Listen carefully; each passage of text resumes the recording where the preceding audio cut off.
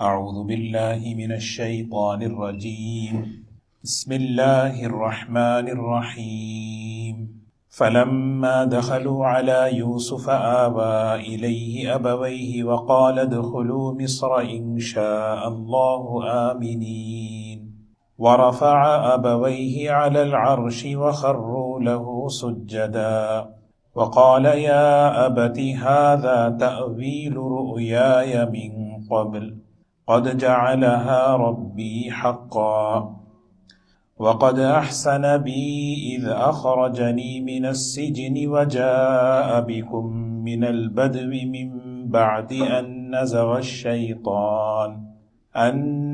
الشيطان بيني وبين إخوتي إن ربي لطيف لما يشاء إنه هو العليم الحكيم رب قد آتيتني من الملك وعلمتني من تأويل الأحاديث فاطر السماوات والأرض أنت وليي في الدنيا والآخرة توفني مسلما وألحقني بالصالحين ذلك من أنباء الغيب نوحيه إليك وما كنت لديهم إذ أجمعوا أمرهم وهم يمكرون وما أكثر الناس ولو حرصت بمؤمنين وما تسألهم عليه من أجر إن هو إلا ذكر للعالمين صدق اللہ العظیم۔ جو آیات تلاوت کی گئی یہ حضرت یوسف علیہ السلام کی مبارک زندگی کے آخری مرحلہ ہے۔ آپ کی مبارک سیرت اور آپ کی مبارک زندگی کا جو تذکرہ اس صورت میں اللہ تعالیٰ نے فرمایا اس کا آخری حصہ ہے کہ حضرت یوسف علیہ السلام، حضرت یعقوب علیہ السلام ایک زبردست آزمائش اور پھر اس آزمائش پر صبر کرتے ہوئے 1-2 سال نہیں، تقریباً 80 سال کا عرصہ گزرا۔ اب اس کے بعد اللہ تبارک و تعالی خوشیوں کا دور لا رہے، فراوانی کا، خوشیوں کا، بچھڑنے کا دور ختم ہوا، اب ملاقات کا دور شروع ہو رہا ہے۔ تو حضرت یعقوب علیہ السلام اپنے پورے گھرانے کو لے کر کنعان سے مصر کی طرف چلے۔ تقریباً 70 سے 90 افراد تھے اس میں، اس قافلے میں۔ قرآن پاک میں اس کا تذکرہ نہیں ہے کیونکہ اللہ کا کلام سیدھی بات کرتا، تفصیل تاریخ کی کتاب نہیں ہے، تفصیل کو چھوڑ دیا، لیکن روایتوں کے اندر یہ موجود ہے کہ حضرت یعقوب علیہ السلام کنعان سے لے کر مصر ایک لمبا سفر کرتے ہوئے تقریباً 80 سے 90 لوگوں کا قافلہ، روایت میں آتا ہے کہ یہ جو سفر ہوا یہ بڑا شاہی پروٹوکال کے ساتھ ہوا، کیونکہ حضرت یوسف علیہ السلام نے اپنے بھائیوں سے کہا جائیے والد صاحب جائیے اپنے سب کو لے کر آؤ، وَأْتُونِي بِأَهْلِكُمْ أَجْمَعِينَ، سب کو لے آؤ۔ اب ظاہر سی بات ہے بڑا آدمی کسی کو بھیجے بلانے کے لیے ٹویٹا تو نہیں بھیجے گا، اچھی سے اچھی سواری بھیجے گا، شاہی۔ تو کئی سواریاں حضرت یوسف علیہ السلام نے بھیجی کہ بھائی کہ لے کے آؤ۔ اب وہ بڑے پروٹوکال کے ساتھ، بڑے اعزاز کے ساتھ وہاں سے وہ قافلہ نکل کر مصر پہنچ رہا ہے، اور ادھر سے حضرت یوسف علیہ السلام اپنے ساتھیوں کے ساتھ، اپنے وزراء کے ساتھ والدین کا اور اپنے بھائیوں کا استقبال کرنے کے لیے مصر کے باہر چلے گئے، مصر کے باہر گئے ہیں استقبال، وہاں سے تذکرہ شروع ہو رہا ہے۔ تو فرمایا فلما دخلوا علی یوسف، جب وہ قافلہ حضرت یوسف علیہ السلام کے پاس پہنچا، ملاقات ہوئی والدین کی، بیٹے سے، بھائیوں کی، حضرت یوسف علیہ السلام سے۔ آوا الیہ ابویہ، تو حضرت یوسف علیہ السلام نے اپنے والدین کو اپنے پاس رکھا۔ آوا الیہ ابویہ یعنی والدین کا اکرام کرنا، والدین کی عزت کرنا، والدین کو اپنے حضرت یوسف علیہ السلام کی جو اصل والدہ تھی وہ یوسف علیہ السلام کے بچپن میں ہی انتقال کر گئی۔ ان کا نام مفسرین نے لکھا ہے راحیل، لیکن حضرت یعقوب علیہ السلام ان کے انتقال کے بعد حضرت یوسف علیہ السلام کی خالہ سے انہوں نے نکاح کیا اور ان کا نام تھا لیہ۔ یہاں پر والدین کا تذکرہ ہے، خالہ بھی ماں کے درجے میں ہے، ایک تو ماں ہے اور دوسرا الخالۃ بمنزلۃ الام، خالہ بھی ماں کے درجے میں ہے، تو لہٰذا جب وہ دونوں آئے تو حضرت یوسف علیہ السلام نے بہت اچھا اکرام کیا۔ آوا کہتے ہیں بہت ہی عزت کے ساتھ، احترام کے ساتھ اپنے پاس ٹھکانہ دیا، اور پھر بات چیت ہوئی۔ بات چیت کے بعد پھر کہنے لگے حضرت یوسف علیہ السلام ادخلوا مصر انشاء اللہ آمنین، اب چلیے مصر میں داخل ہوں، شہر میں داخل ہوں۔ یہ جو جملہ ہے ادخلوا مصر انشاء اللہ آمنین، ایک بڑے عرصے تک مصر کے ایئرپورٹ پہ لکھا ہوا ہوتا تھا، ابھی بالکل حالات جب بدلے تو اس کو ہٹا دیا، ادخلوا مصر انشاء اللہ آمنین، حضرت یوسف علیہ السلام کا اٹھنا۔ تو ادخلوا، دیکھیے کیا جملہ ہے کہ مصر میں داخل ہوں انشاء اللہ، اللہ چاہے، آمینین، امن کے ساتھ، یہاں پہ کوئی خوف نہیں، یہاں پہ کوئی قحط نہیں، یہاں پہ کوئی پریشانی نہیں، سب چیزیں ختم، اب خوشیاں، فرحتیں، مسرتیں اب شروع ہیں زندگی کے اندر۔ اور اس چیز کو حضرت یوسف علیہ السلام نے انشاء اللہ کے لفظ سے فرمایا۔ تو سب سے پہلے ہم اپنی بات میں، اپنی گفتگو میں انشاء اللہ کا لفظ ہمیشہ پہلے کہنا چاہیے۔ وَلَا تَقُولَنَّ لِشَيْءٍ إِنِّي فَاعِلٌ ذَلِكَ غَدًا إِلَّا أَن يَشَاءَ اللَّهُ، یعنی کوئی بھی بات کہ معاملے کو اللہ کے حوالے کرے، اللہ اگر چاہے تو انشاءاللہ۔ حالانکہ یوسف علیہ السلام بادشاہ ہیں، سارے اختیارات ان کے پاس ہیں، ساری چیزیں ان کے پاس ہیں، لیکن انشاء اللہ آمینین۔ حضرت یوسف علیہ السلام اپنے گھر والوں کو جب لے کر گئے مصر میں، محل میں، تو پھر وہاں پر اکرام فرمایا، وَرَفَعَ أَبَوَيْهِ عَلَى الْعَرْشِ، سبحان اللہ، اپنے والدین کو تخت پر بٹھایا۔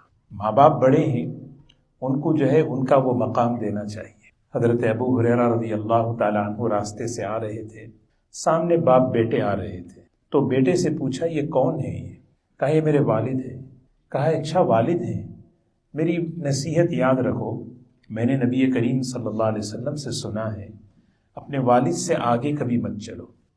لقمان حکیم کہتے ہیں دن کے موقع پر پیچھے چلو، رات کے موقع پر آگے چلو۔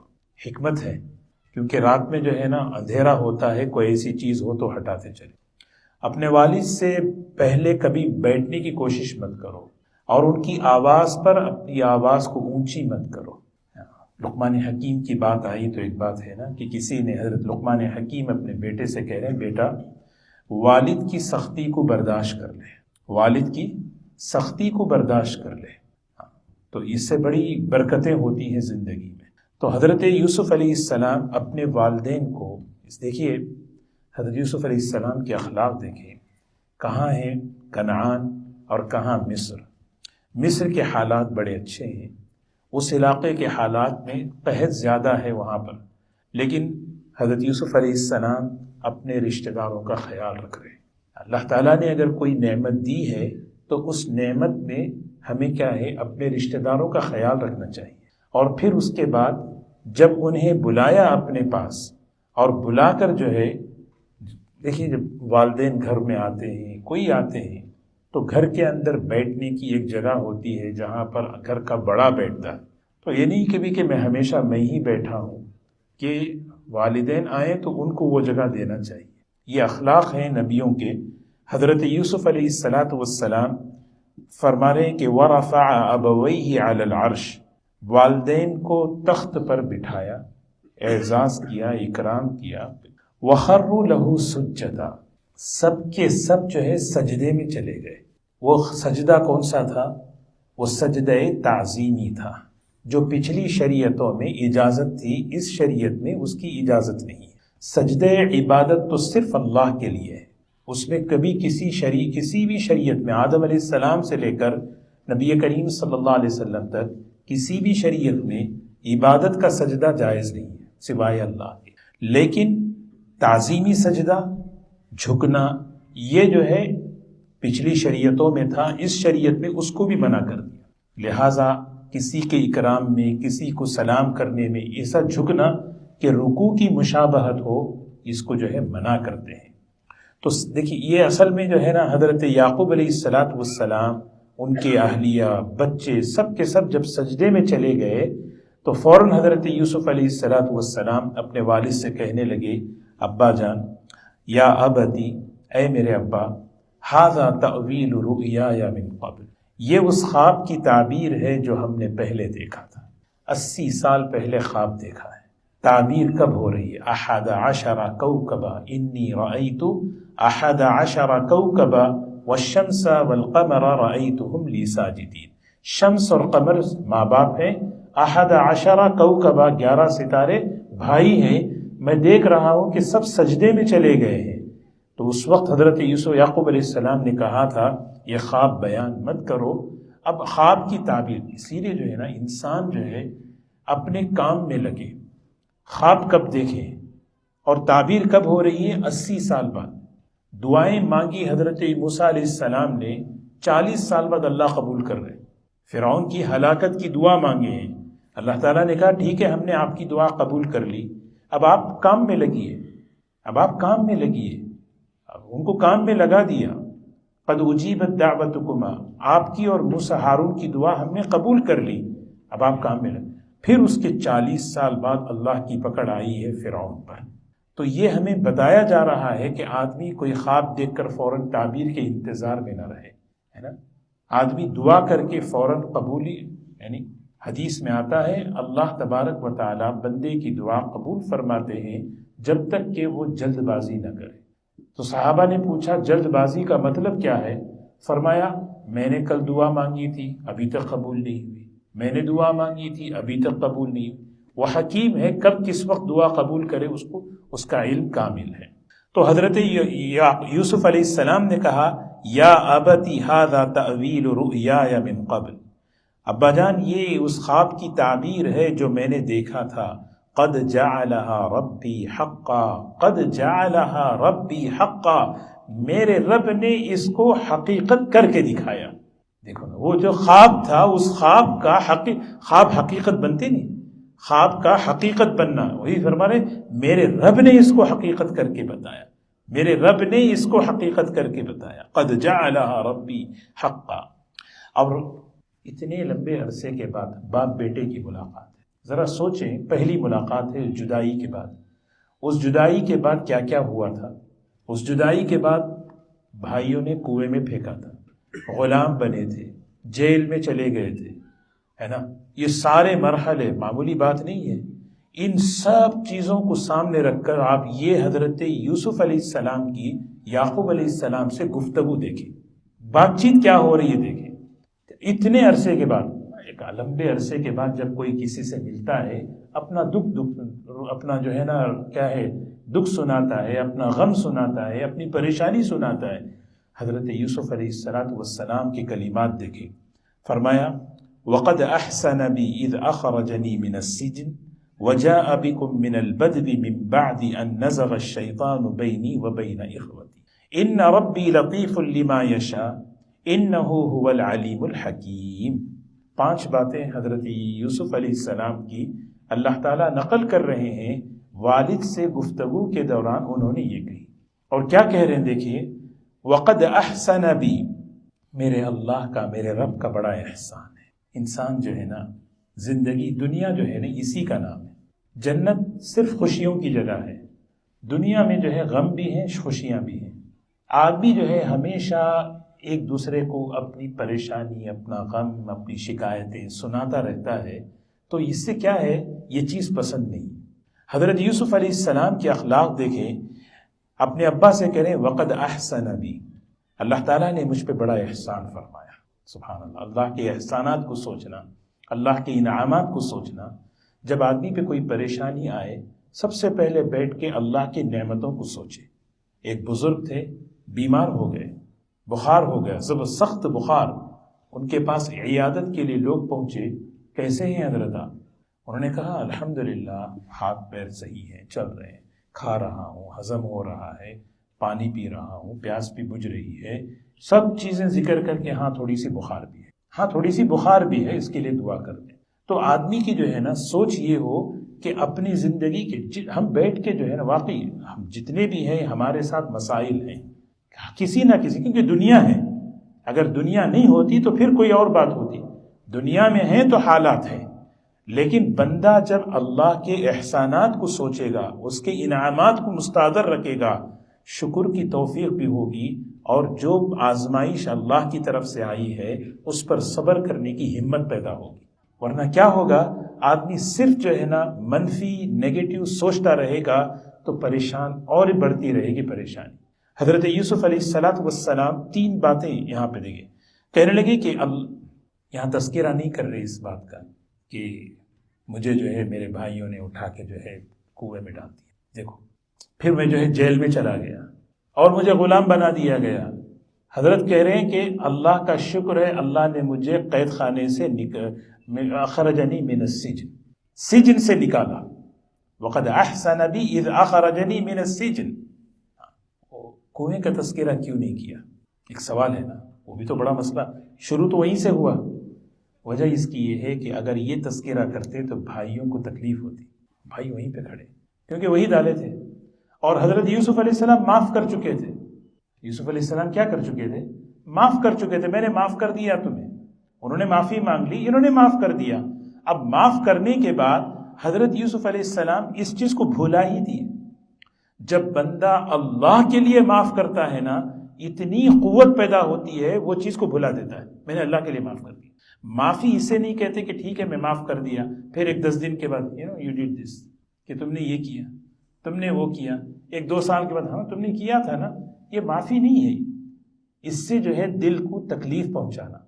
تو حضرت یوسف علیہ السلام نے کنویں کا تذکرہ ہی نہیں کیا، بلکہ یہاں فوراً یہ کہا اللہ کا شکر ہے، کتنا بڑا احسان ہے کہ اس نے مجھے نکالا جیل سے، اخرجنی من السجن۔ اور پھر دوسری بات وجاء بکم من البدر، اللہ اکبر، وجاء بکم من البدر۔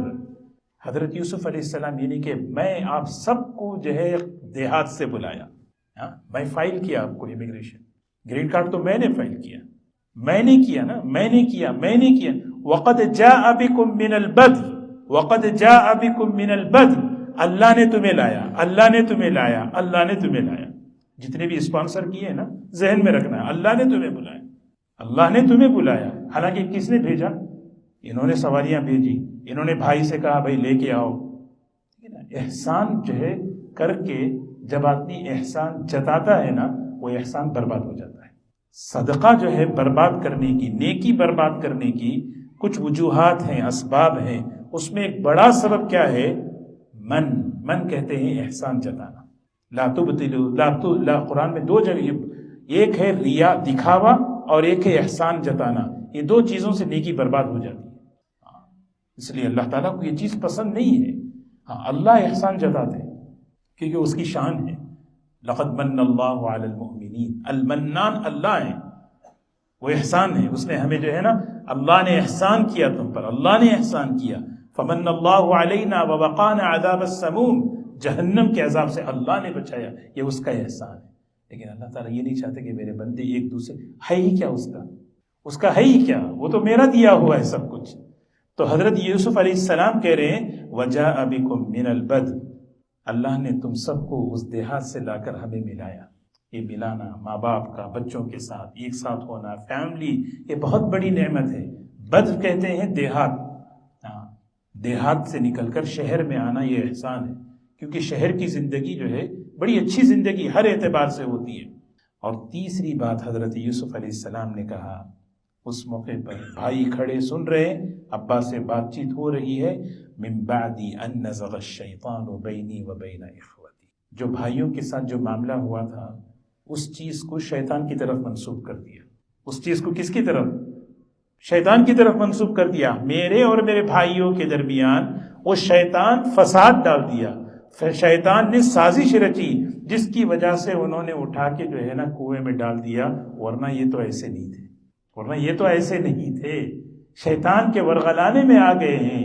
اور پھر چوتھی بات، ان ربی لطیف لما یشاء، ان ربی لطیف لما یشاء، یقیناً میرا رب جو چاہتا ہے بڑی پلاننگ کے ساتھ کرتا ہے۔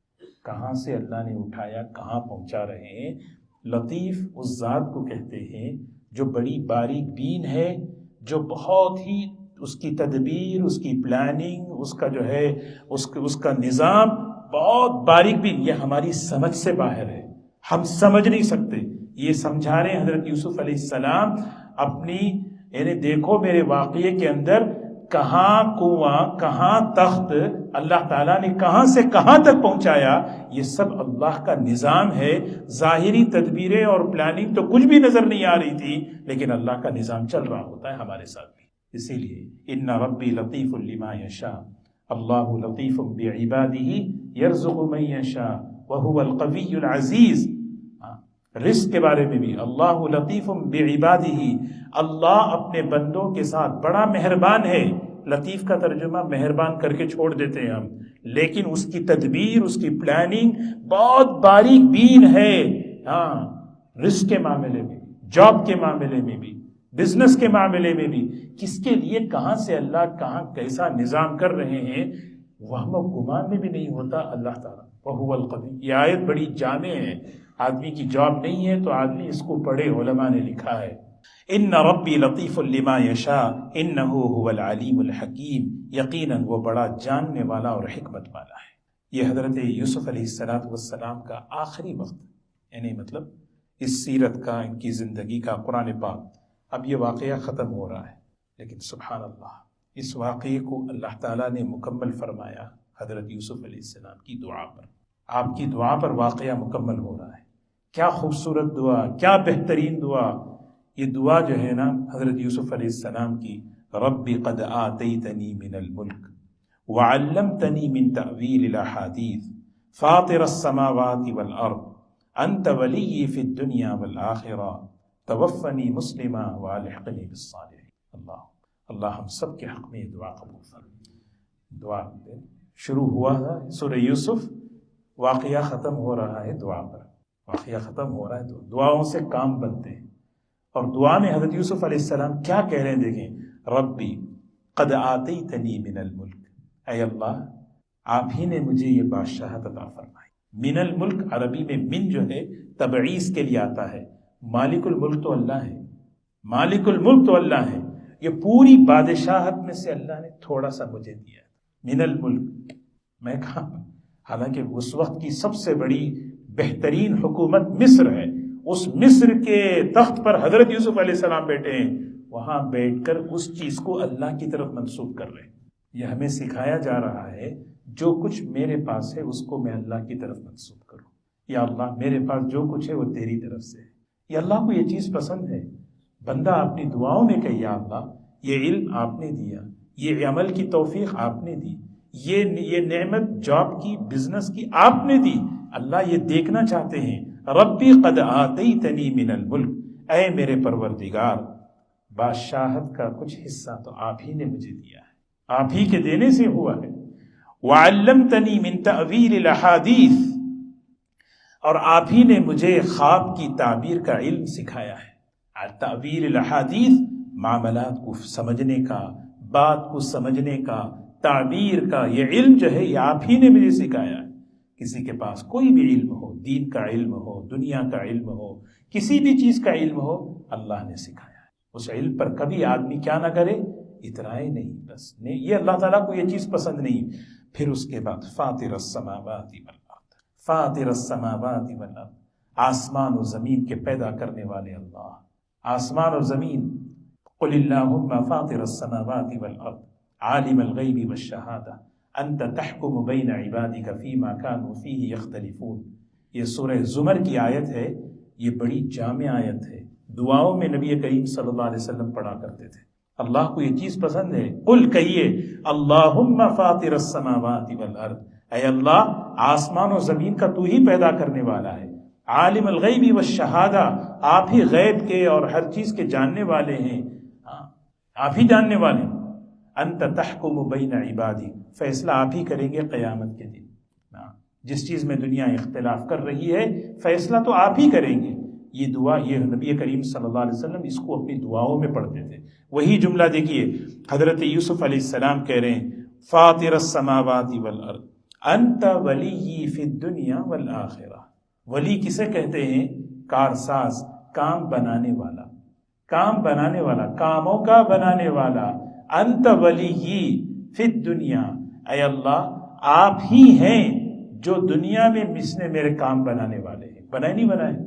وہاں سے اٹھانا، پھر جیل سے نکالنا، زلیخا کی تہمت سے بچانا، پھر لے جا کر جو ہے نا کہاں پر تخت پہ بٹھانا. حضرت یوسف علیہ السلام کہہ رہے ہیں جس طرح یا اللہ تو نے میرے دنیا کے کام بنا دیے، اب آخرت کا بھی ایک کام ہے وہ بھی بنا دے. وہ کام کیا ہے؟ توفنی مسلمہ والحقنی بالصالحین. یا اللہ مجھے موت اس حال میں دینا کہ میں مسلمان بن کے مروں، مسلمان بن کے مروں. یہ اس حالت میں میری نبی کو اپنے خاتمہ ایمان پر ہونے کا یقین ہوتا ہے. نبی جو ہوتے ہیں نا، ہمارا کوئی پردہ نہیں، اللہ حفاظت فرمائے. نبی ایسی چیز ہوتے ہیں ان کا ایمان پر، ان کا خاتمہ ان پر ایمان ہے. کیونکہ کوئی نبی جو ہے نا نعوذ باللہ بغیر ایمان کے دنیا سے نہیں جاتا، وہ نبی ہی نہیں ہے. معصوم ہوتے ہیں گناہ کبیرہ سے بھی، گناہ صغیرہ سے بھی. ایسے نبی ہوتے ہیں. وہ نبی دعا کر رہے ہیں توفنی مسلمہ، اے اللہ مجھے اسلام کی حالت میں اسلام کے ساتھ دنیا سے اٹھائیے. توفنی مسلمہ. اللہ اکبر. حضور صلی اللہ علیہ وسلم کی دعائیں دیکھیں. آپ تو امام الانبیاء ہیں. یا مقلب القلوب ثبت قلبی علی دینک، یا مصرف القلوب. کیسی کیسی دعائیں ہیں. تو توفنی مسلمہ، اے اللہ، یعنی یہ اصل چیز ہے. دنیا کے کام بن رہے ہیں. دنیا کی آدمی اپنی دنیا کی زندگی اچھی بنانے کی کوشش کرتا ہے. اچھا ہے میری زندگی اچھی ہو، میرا بڑھاپا اچھا ہو، لیکن اس سے زیادہ فکر میرا خاتمہ اچھا ہو، اس کی بھی فکر ہو. میرا خاتمہ، یہ اصل تو یہی چیز ہے.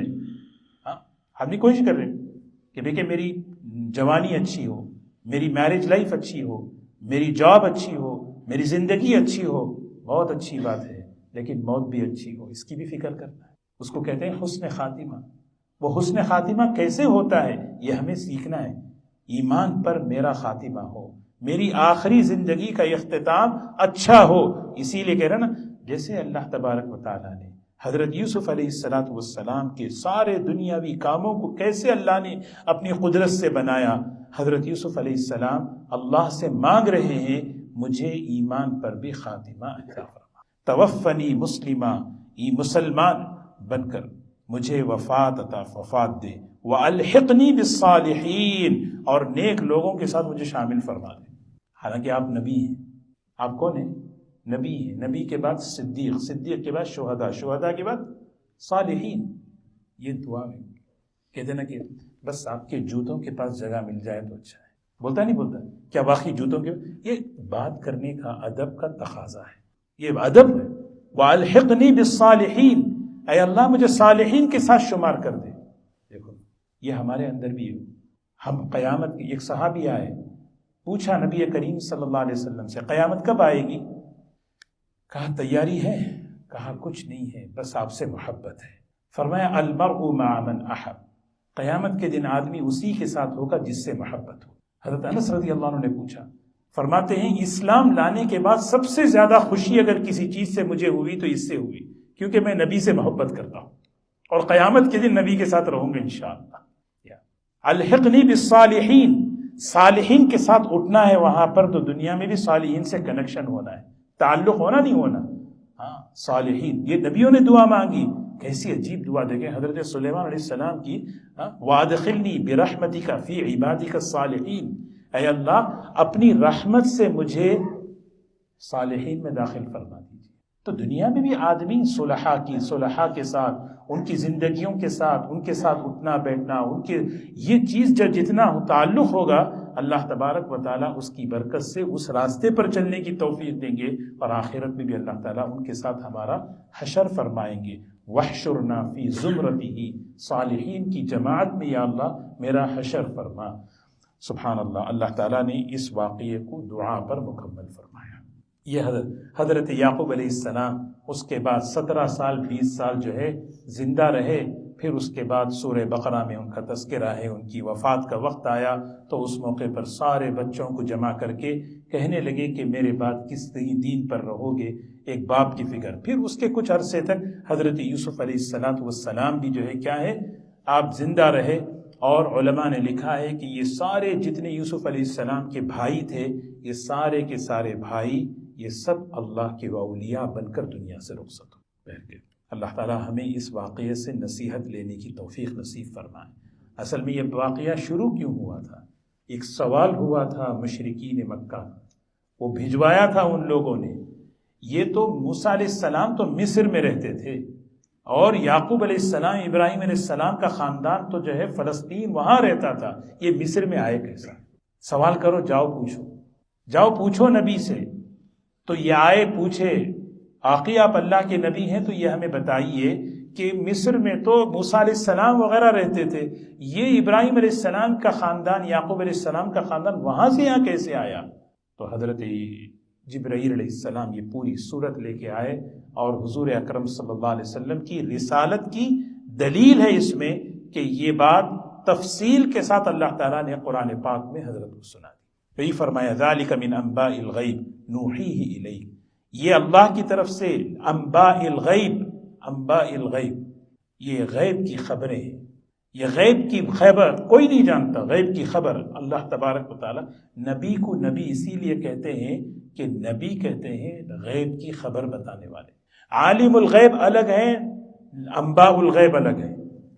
عالم الغیب اللہ ہیں، اور نبی جو ہوتے ہیں وہ انباء الغیب اللہ کی طرف سے، جو حضور صلی اللہ علیہ وسلم کا ایک لمبا خطبہ، فجر سے لے کے ظہر، ظہر سے لے کے عصر، عصر سے لے کے مغرب، مغرب سے عشاء۔ حضرت عمر رضی اللہ عنہ فرماتے ہیں قیامت تک کے آنے والے سارے حالات کو آپ نے بتا دیا۔ حفظہ من حفظہ ونسیہ من نسیہ، یاد رکھنے والوں نے یاد رکھا، بھولنے والے بھی بھول گئے۔ اب وہ باتیں کیسے بتائیں؟ اللہ کی طرف سے دیا گیا تھا آپ کو۔ وہی فرمایا ذالک من انباء الغیب نوحیہ الیک، یہ غیب کی خبریں ہیں، آپ کی طرف وحی کی جا رہی ہے۔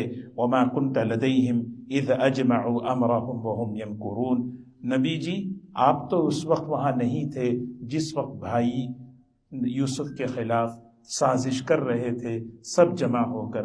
آپ کو کیسے پتا چلا؟ وحی سے پتا چلا۔ وحی کس پر آتی ہے؟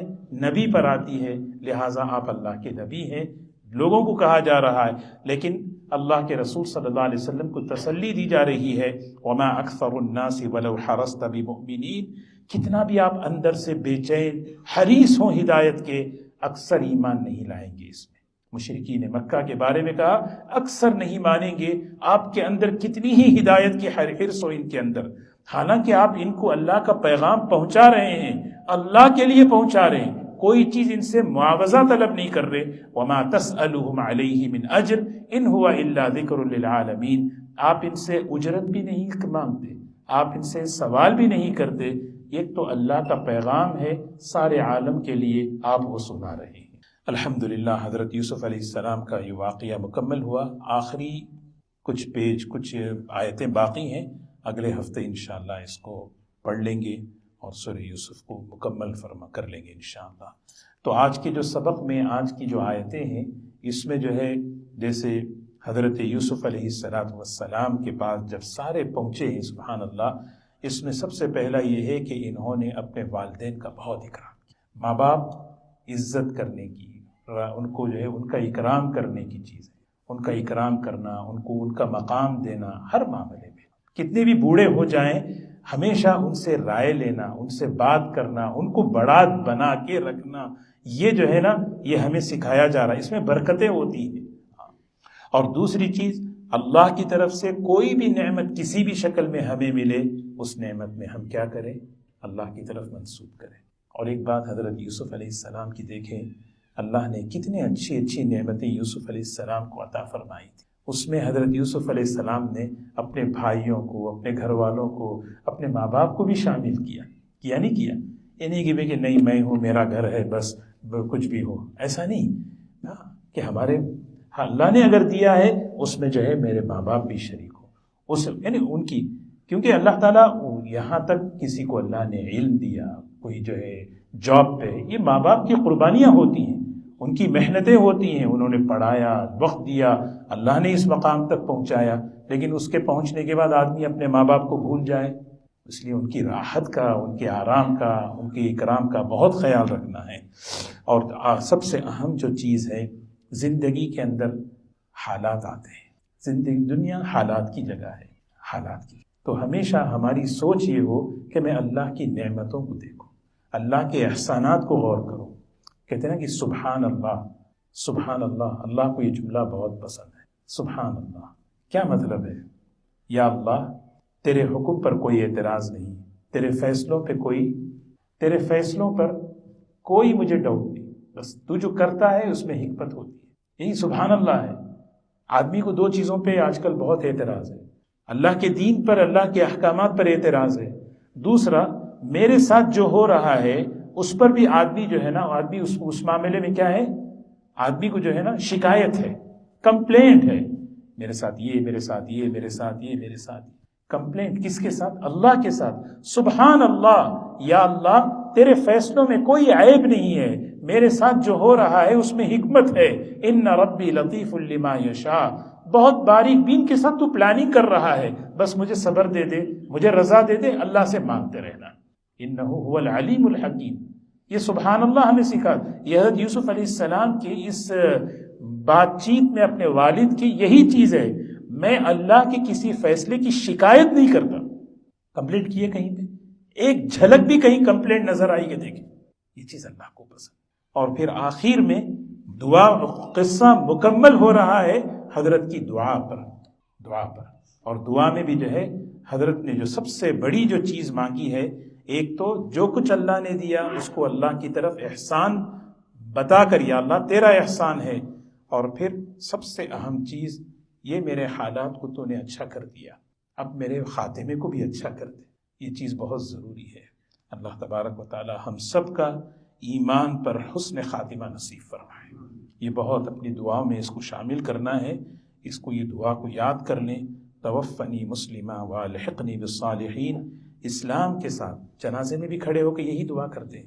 جنازے میں کھڑے ہو کے کیا کرتے ہیں؟ اللہم من احییتہ منا فاحیہ علی الاسلام ومن توفیتہ منا فتوفہ علی الایمان. وہاں بھی کھڑے ہو کر اپنے ایمان پر خاتمے کی دعا کر. اور یہ بہت بڑی چیز ہے دوستو. اللہ ہم سب کو نصیب فرمائے.